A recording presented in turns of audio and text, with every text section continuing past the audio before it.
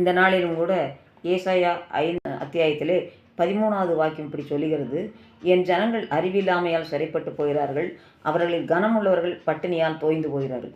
இந்த வசனத்துக்கு ஆதாரமாய் நடந்த ஒரு விஷயத்தை கதையாக உங்கள் முன்பாக சொல்ல நான் ஆசைப்படுகிறேன். ஒரு ஊரிலே 2 இளம் தம்பதிகள் இருந்தார்கள். அதில் ஒரு இளம் தம்பதியோட வீட்டில் எப்பொழுதுமே உப்புமா என்ற பிரேக்ஃபாஸ்ட் காலை உணவு அது மாத்திரம் அவர்களுக்கு நன்றாக செய்து கொண்டிருந்தார்கள், சாப்பிட்டு கொண்டிருந்தார்கள். எப்பொழுதும் இந்த உப்புமா சாப்பிடுவதா, ஒரு நாளைக்கு ஹோட்டலில் போய் நல்ல முறையாக ஏதாவது சாப்பிடலாம் என்று ஹோட்டலுக்கு போனார்கள். அதே போல் இன்னொரு தம்பதிகளும் போனார்கள். இவர்கள் 2 பேரில் ஒரு தம்பதியவர்கள் கொஞ்சம் படித்து உலக அறிவை பெற்றவர்கள். இந்த உப்புமா சாப்பிட்ற தம்பதிகள் அவ்வளவு படிக்க தெரியாதவர்கள். 2 பேரும் வேறு வேறு இடத்துலேருந்து ஹோட்டலுக்கு போனார்கள். ஹோட்டலுக்கு போய் உட்கார்ந்தபோது முதலில் போன தம்பதிகள், இந்த படிக்க தெரிந்த தம்பதிகள், சர்வர் வந்து என்ன வேண்டும் என்று கேட்டபோது ஒரு பிளேட் பூரி வேண்டும் சொன்னார்கள். பூரி கொண்டு வந்து கொடுத்தார்கள். இரண்டாவதாக இந்த படிக்க தெரியாத தம்பதிகள் போனார்கள். இவர்கள் முன்பாக அந்த மெனுவை கொண்டு வந்து கொடுத்தார் சர்வர். இவர்களுக்கு மெனு படிக்க தெரியாதன் காரணம் ரவா கிச்சடி என்ற ஒரு ஐட்டத்தை கையில் காண்பித்து சர்வரிடம் இது ஒரு பிளேட் கொண்டு வா என்று சொன்னார்கள். இவர்களுக்கு படிக்க தெரியாது. என்ன பண்ணால் ஒரு உப்புமா ஒரு பிளேட் கொண்டு வந்து வைத்தான்.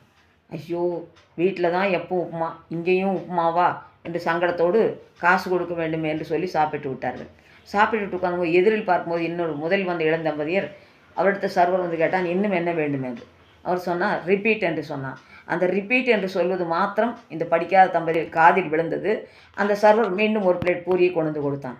அப்போ இவர்கள் நினைத்து கொண்டார்கள், ஓ, பூரிக்கு ரிப்பீட்டுன்னு சொல்லணுமா அப்படின்னு சொல்லி மீண்டும் சர்வர் இந்த படிக்காத தம்பதியர்கிட்ட வந்து உங்களுக்கு இன்னும் என்ன வேணுமோ, அவர்களும் ஒரு பிளேட் ரிப்பீட் என்றார்கள். இவங்க சாப்பிட்டது உப்புமா, அவங்க சாப்பிட்டது பூரி. அதனால் இவங்க ரிப்பீட் பண்ண, ஓ, உப்புமா நல்லா இருக்கும் போல் இருக்குது. மீண்டும் ஒரு பிளேட் உப்புமாவை கொண்டு வைத்தான். மிகவும் சங்கடத்தோடு அதை சாப்பிட்டார்கள்.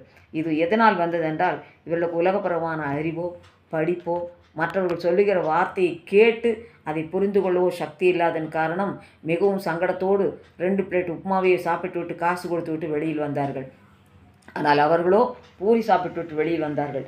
இந்த வசனம் நான் முதலில் படித்த பிரகாரம், என்னுடைய ஜனங்கள் அறிவில்லாய்மையால் சிறைப்பட்டு போகிறார்கள், அவர்கள் கனமர்கள் பட்டினியால் தோய்ந்து போனார்கள். அப்படி உலகப்பிரகாரம் ஒரு அறிவில்லாதனால் ஒருவேளை சாப்பாடு சரியாக சாப்பிட முடியவில்லை. ஆனால் அதனை காட்டிலும் தேவனுடைய ஞானம், தேவன் கொடுக்கிற அறிவை நாம் பெற்றுக்கொள்ளாவிட்டால் இந்த உலகத்தில் அநேக விஷயங்கள் நாம் தோற்று போவர்களாக இருப்போம். அதனால் நம் தேவ அறிவை பெற நாம் இன்றிலிருந்து முயற்சி செய்வோமாக.